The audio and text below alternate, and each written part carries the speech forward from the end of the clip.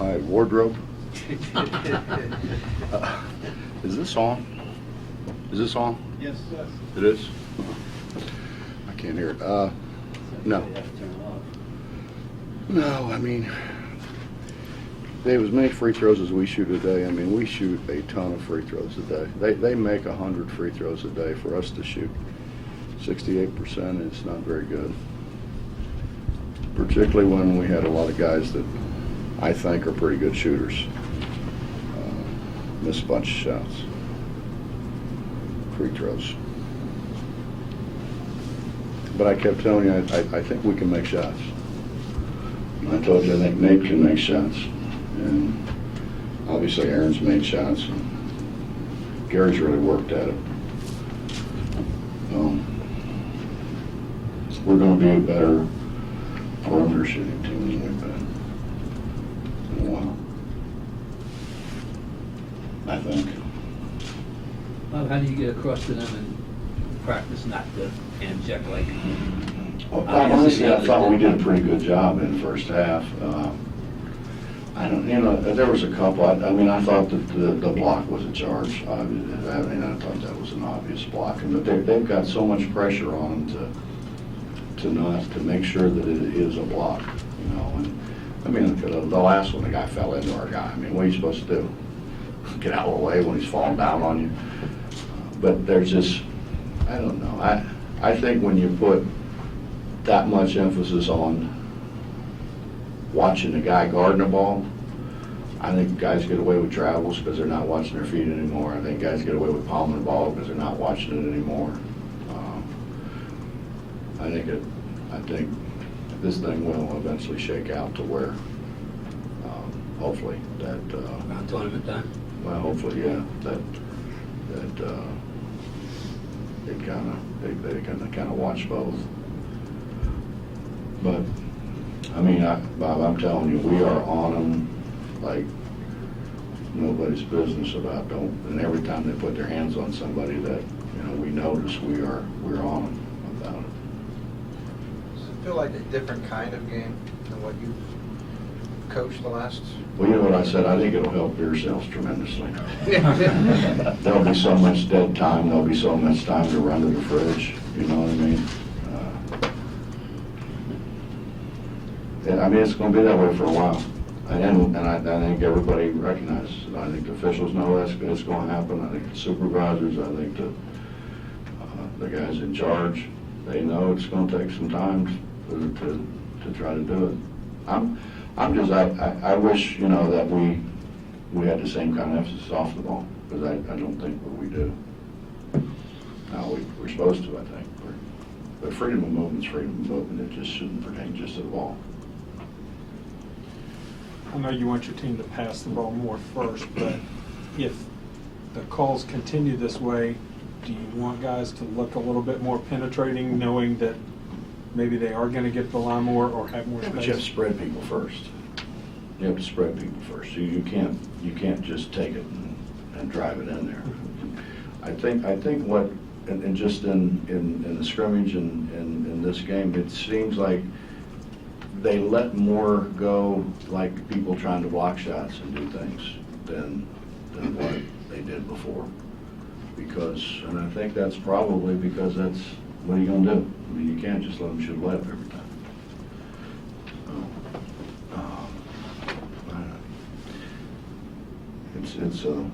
It's a work in progress, but I mean, all we can do is continue to do what we do and try to get them to move their feet and keep their hands off. And every time they put their hands off, bring it to their attention. Put their hands on, rather, bring it to their attention. And it's different. I mean, for years and years and years, you talked weak side help. Get to help, get to help, get to help, get to help. And now, You had 65 fouls in this game, close to it. When you get to the Big 12 and even more athletic players on both sides of the ball, bigger, stronger guys, you gonna have more of that? well, hopefully, I think everybody will be better by then.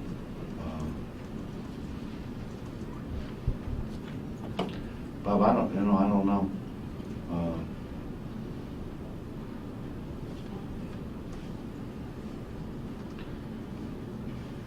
I I honestly, I feel bad for the officials, which I never thought I'd ever say that. I can't believe it came out of my mouth.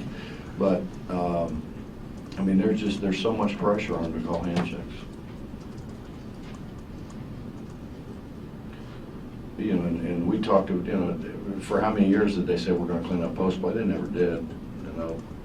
But I think this is real. I think they're gonna keep calling it. Coach, where's the give and take with a guy like Nate, where offensively, you know, he can make shots, help you spread the floor, but then I know you guys are obviously working with him defensively. What kind of give and take do you get with a young player like that? Well, it's a fine line offensively in that we want Nate to shoot the ball, and I want him to know we want him to shoot the ball. But, you know, in the first half, he shot one, he fielded off his ankles. He's not making that. I mean, those don't go in, so don't shoot it. In the second half, against pressure, he shot one, he didn't have his feet under him, and it barely grazed the rim. And that's, I mean, from where he shot it from, that's a shot he makes at a very high percentage, but he didn't have his feet down. Don't shoot it, you know. But at the same time, I don't want him thinking I'm saying don't shoot, you know. Aaron Harris is such a good kid and such a competitive kid that he wants to win, but he can't force things to where he forces things into turnovers and, you know, bad shots and those kind of things. Now, you know,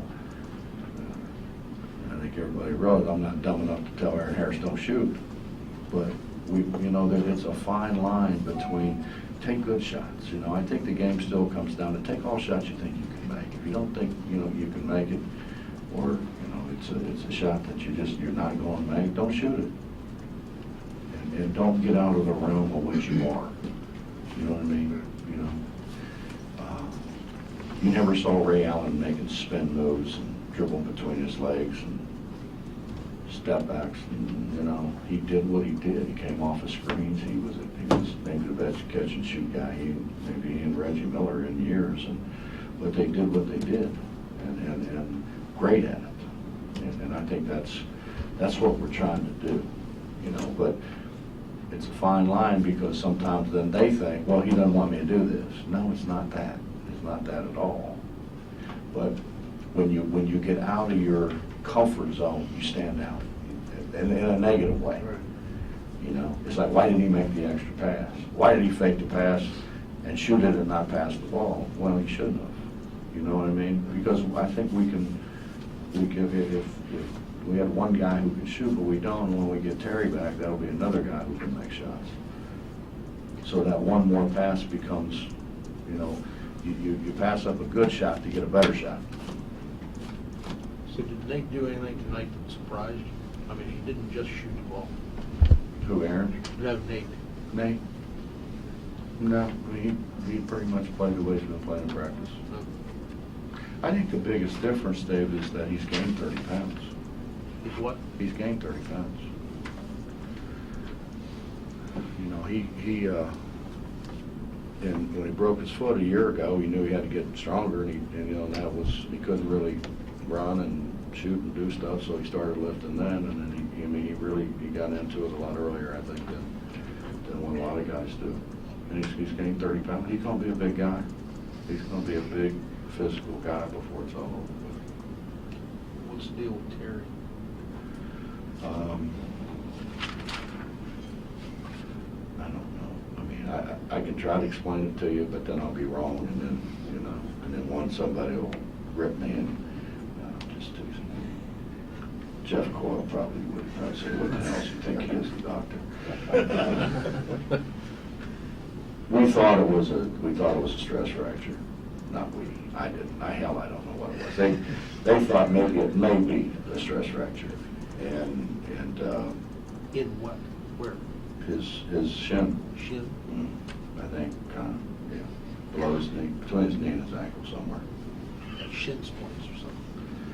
It was not shin splints. You're not a doctor either. Stick to what you do, Dave. Do not get out of your realm. As soon as you find it. Yeah, so you can make an ass out of yourself. That's right. You know, it wasn't shin splints either, but they thought it could be. But his muscles are inflamed. So the prognosis right now is Rest, ice and rest.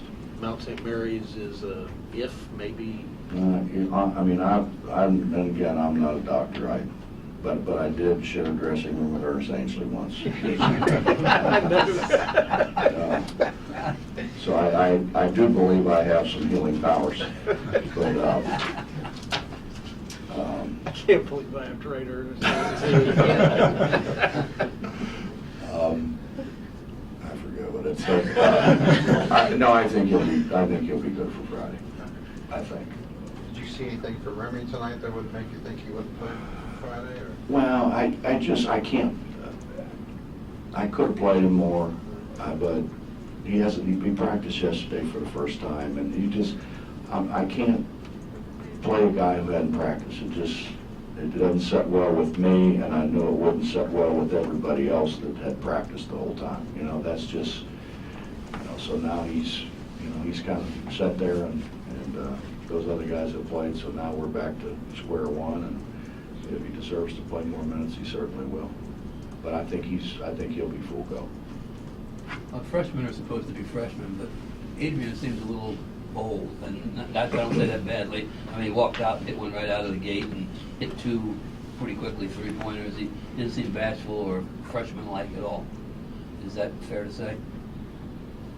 Yeah, but I mean, Bob, they're not dumb. I mean, look around, the only non-freshman on the front line is Kevin Noreen. So they know they have to play, they know they have to be productive. And we have spent a great deal of time talking about do what you're good at doing. And obviously Nate thinks he's pretty good at shooting threes, which I think we would agree he is. So you do what you do. And that's going to, when you talk about how big and physical the Big 12 is, which it is, somebody's going to have to better come out there and guard him. So, that drags those bigs away from the goal a little bit too. Which is what KJ did for us, in all honesty. He drug those bigs away from the goal because he could make threes. Bob, were you relieved at all to see your guys make shots, or is that something that, because you'd maintained that it was going to happen, so it did not matter? You couldn't tell how relieved I was. I only saw the back of your head, so it's kind of different. I just thought you hadn't made you were very consistent. We'll make them, and today you did. But Mike, I see them every day. Right. So they do make them. Mm-hmm. They make them every day in practice. So, we'll do that, the 50 and 5 deal, and we'll have, Nate will make in the high 60s, and Aaron makes in the high 60s, and when Terry's, he'll make in the high. Gary Brown shot the ball really well. I mean, I told you guys that. Gary Brown has put in a ton of work. So we're going to shoot it better. Wani's shooting it better. I mean, he missed some shots, today that normally, he's been making those in practice. I think he'll, kind of put his head down. I told him, that's a good shot, man. Shoot the ball. What does Devin do well that gets him double figures in rebounds, and have you been seeing that consistently in practice? Genetics. He's got a great body now. He's got a great body, big wide shoulders, and he's got good hands. Is it a work thing also?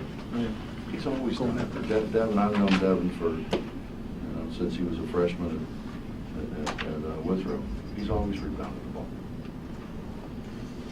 And that's just kind of he's like Kevin Jones. Kevin Jones has always rebounded the ball. Is that his role right now? Is that what you need? Well, we'd like for him to score a little bit on the block. I think he can. He made the one nice move down there, and then he got, he made it was a good spin move. He just got his arm out there, but he can do some things down there. Anything else? Coach, how impressed are you with Jared, the way he's been able to build Fairmont State in his second year? And don't forget, I'm the one who told him to hire him.